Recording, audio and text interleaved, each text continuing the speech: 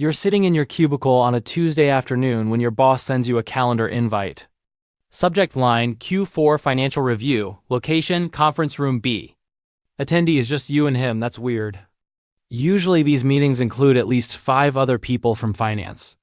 You accept the invite and go back to staring at spreadsheets, not thinking much about it. 3 hours later, you're walking into that conference room. Your boss is already there with his laptop open and the door closes behind you. He doesn't do small talk. He just turns his screen toward you and says, "I need you to see something. And I need you to not tell anyone what I'm about to show you." On the screen is a cash flow projection for the next 6 months. The numbers are red, very red. The company is burning through $8 million a month. Revenue is down 40% from last year. The credit line is maxed out, and in approximately 90 days, there won't be enough money to make payroll. Your company is going bankrupt. And you're one of maybe 3 people in the entire organization who knows. Your boss explains that leadership is trying to secure emergency funding. They're in talks with investors. They're exploring acquisition options. They're doing everything possible to avoid collapse. But right now, today, the math says the company has 3 months to live. Maybe 4 if they start cutting costs immediately. He needs you to run scenarios, model out different survival strategies. Calculate how many people they'd need to lay off to extend the runway. Figure out which departments could be eliminated entirely. Your job for the next few weeks is to essentially plan the dismantling of the company you work for. And you can't tell anyone. Not your work friends, not your spouse, not the 1,000 other employees who have no idea they might be unemployed in 90 days. You walk out of that conference room and back to your desk, everything looks exactly the same.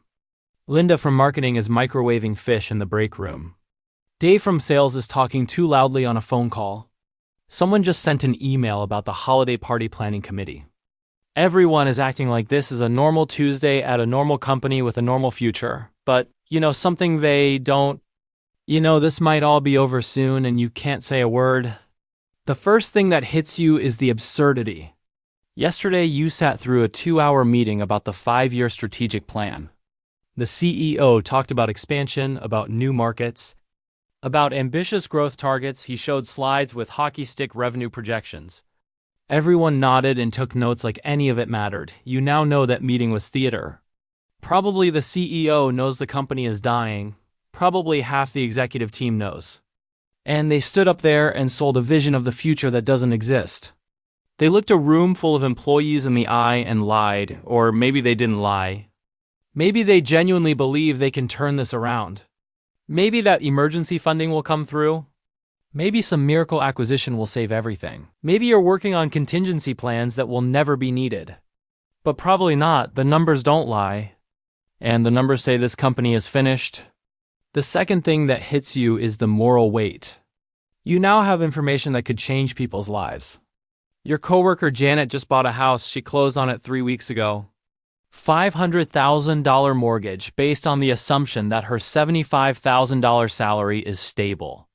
If you told her right now that her job might disappear in 3 months, she could cut expenses, build an emergency fund, maybe even start job hunting quietly. But you can't tell her you signed an NDA. You were explicitly instructed to keep this confidential. If you leak this information and the company finds out, you're fired immediately, possibly sued. Definitely unhireable in this industry, so Janet keeps making plans based on incomplete information. And you have to watch. Then there's Marcus. He's 58 years old. He's been with the company for 22 years. He was planning to work 3 more years and then retire with his full pension. If the company goes bankrupt, that pension disappears. 22 years of promised retirement security gone. If he knew right now he could adjust, he could contribute more to his 401k. He could delay retirement. He could make different choices. But he doesn't know, and you can't tell him. You start seeing the office differently. Every conversation becomes surreal. People are talking about their plans, their mortgage, their kids' college funds, their vacation days they're saving for next summer. All of it is built on the assumption of continuity. The assumption that tomorrow will basically look like today. And that assumption might be catastrophically wrong. The third thing that hits you is the personal calculation. You need to figure out your own situation. If this company goes under in 90 days, what happens to you? You've been here for 4 years. It's a decent job, $70,000 a year. Good benefits, reasonable hours, you're comfortable. But comfortable isn't the same as prepared. You check your savings, $18,000. That's maybe 4 months of expenses if you're really careful. Your resume hasn't been updated in 4 years. You're not even sure what the job market looks like right now. You start doing the math. If you jump ship now, you look paranoid. You'd be leaving a stable job based on information you're not supposed to have. If the company somehow survives, you'll have quit for no reason. But if you wait and the company collapses, you'll be competing with 1,000 other suddenly unemployed people all trying to find new jobs at the same time. What's the right move?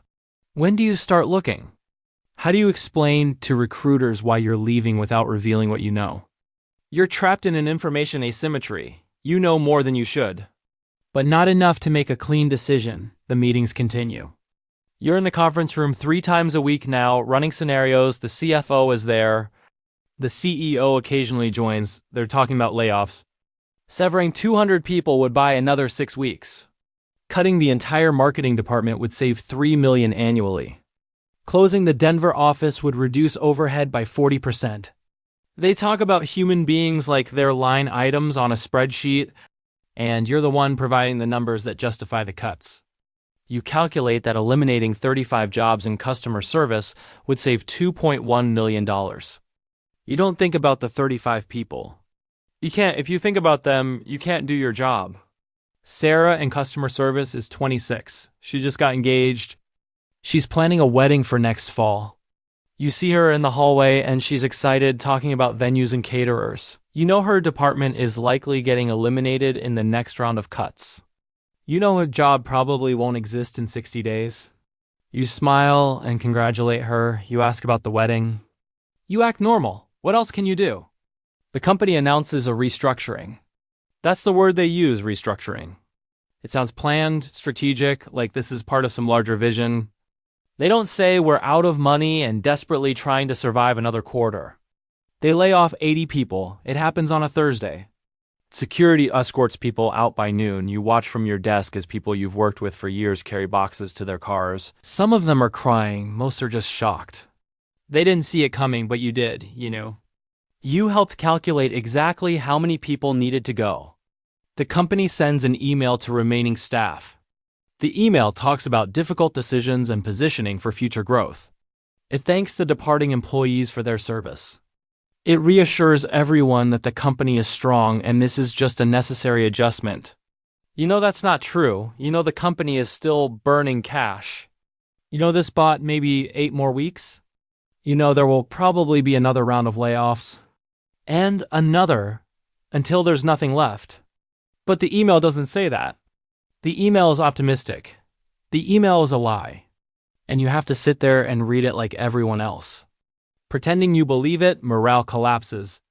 The people who are left are terrified. They see their friends get fired. They hear the corporate messaging about strength and adjustment. And they know something is wrong, they just don't know how wrong. Productivity drops, people start job hunting. The good employees, the ones with options, they leave first. They see the writing on the wall and they get out. Every resignation makes the situation worse because now the company is losing talent and institutional knowledge. The death spiral accelerates. Customers notice. When your sales team shrinks by 40%, customers notice. When response times increase and service quality drops, customers notice, and when customers notice, they leave. Revenue drops further. The cash flow projections you're updating every week keep getting worse. That 90-day timeline is now 60 days, then 45. The emergency funding your boss was hoping for. It fell through. The acquisition talks went nowhere. The investors said no, there's no miracle coming. This is really happening. You start updating your resume. You do it at home on your personal laptop. You're careful. You don't want anyone at work to know you're looking. You don't want to start a panic, but you need to protect yourself. You go to job interviews during your lunch break. You tell potential employers that you're looking for new challenges. That you want to grow your career. You don't tell them that your current company is circling the drain. If you tell them that, they'll wonder why you stayed so long. They'll wonder what you knew, and when you knew it, you get an offer. It's a lateral move. Same salary, different company, but it's stable. This company isn't going bankrupt. You take it, you give 2 weeks notice. Your boss understands, he knows what's coming. He probably wishes he could leave too. Your exit interview is awkward. You can't tell HR the real reason you're leaving. So you give generic answers about career growth and new opportunities. On your last day, people tell you they'll miss you. They ask where you're going. They say, let's stay in touch. Some of them seem worried. They ask if everything is okay. If there's something they should know, you lie. You tell them everything is fine. You tell them you just got a good opportunity and it was time for a change. You don't tell them that in 30 days the company is going to announce bankruptcy. You don't tell them that most of them are about to lose their jobs. You walk out of that building for the last time and you feel relief and guilt. You got out, you saved yourself, but you left everyone else behind. 32 days later, the announcement comes. The company is filing for Chapter 11. There will be mass layoffs. The remaining employees will be let go within 60 days. Severance will be minimal because there's no money. You see the news on LinkedIn, your former coworkers are posting about it. They're shocked. They're angry. They feel betrayed. Some of them are asking how this happened. How did no one see this coming, but someone did see it coming? You saw it coming months ago, and you didn't tell them. You tell yourself you couldn't have told them. That you were legally bound to confidentiality. That warning them would have cost you your job. That it wasn't your responsibility to save everyone. And that's all true, but it doesn't make you feel better. Janet, the one who bought the house, she posts that she's looking for work. She mentions that she just bought a house and really needs to find something quickly. You wonder if she'd be able to make her mortgage payments. You wonder if she'd lose the house. Marcus, the 58-year-old, he posts nothing. You hear through mutual connections that he's devastated. 22 years of work and he's too old to start over somewhere else. His pension is gone, his retirement plan is destroyed. Sarah from customer service, the one planning her wedding, she posts that she's postponing it. Can't afford a wedding when you're unemployed, she writes, maybe next year. These are real people, real lives disrupted. And you saw it coming. You could have warned them, you chose not to. You tell yourself again that you made the right choice. That protecting your own job and your own family was the rational decision. That you can't save everyone. That it wasn't your fault the company failed. But late at night, when you're lying in bed, you think about all the people you worked with. All the people who didn't get out in time. All the people whose lives are now harder because they didn't have the information you had. And you wonder if keeping that secret was really the right thing to do. This is what it's like to be the person who knows. The person who sees the disaster coming and has to stay silent. The person who watches their coworkers make plans and decisions based on assumptions that you know are false. You're not the villain. You didn't cause the bankruptcy. You didn't make the bad decisions that drove the company into the ground. You were just an employee trying to survive. But you were also the person with information. Information that could have helped people. Information that you kept to yourself, and that's a weight you carry. Long after you've moved on to your new job. Long after the bankrupt company is forgotten, you carry the memory of knowing. Because here's the uncomfortable truth about corporate collapse. It's never really a surprise, the signs are always there. The cash flow problems, the emergency meetings, the sudden layoffs disguised as restructuring. The optimistic emails that don't match reality, someone always knows. Usually multiple people know, the executives know, the finance team knows, the lawyers know, and they all keep quiet because that's what you do. That's how the system works. You protect the company's interests. You maintain confidentiality. You manage information carefully. And if that means regular employees get blindsided when everything falls apart, well, that's unfortunate but necessary. The system is designed to protect the people at the top and the institution itself, not the workers who depend on the institution for their livelihoods. And when you're the person in the middle, the one with information but without real power, you have to make impossible choices. Do you protect yourself and stay silent? Do you risk everything to warn others?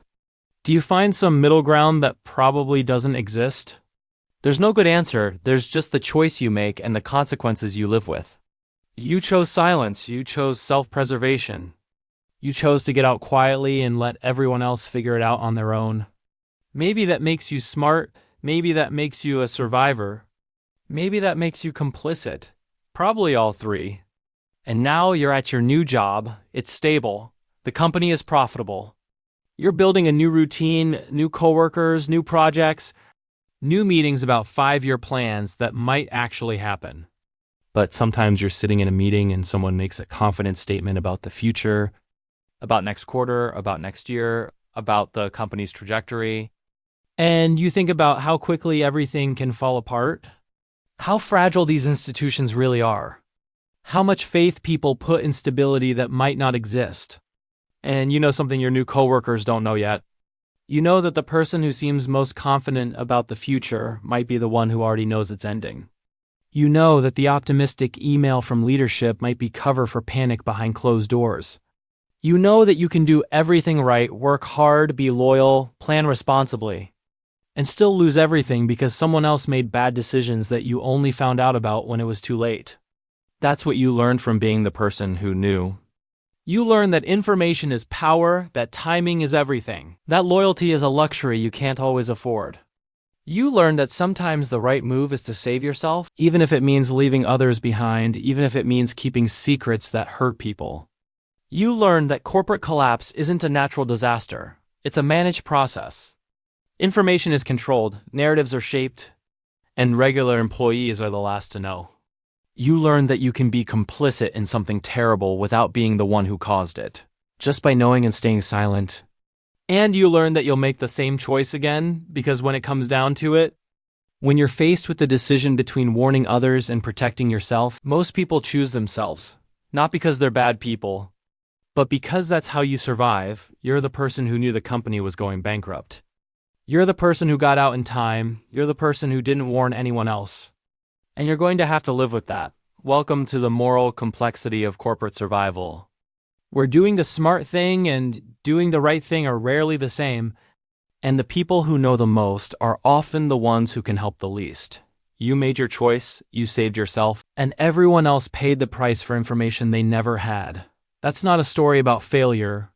That's a story about how the system actually works, and now you're part of it,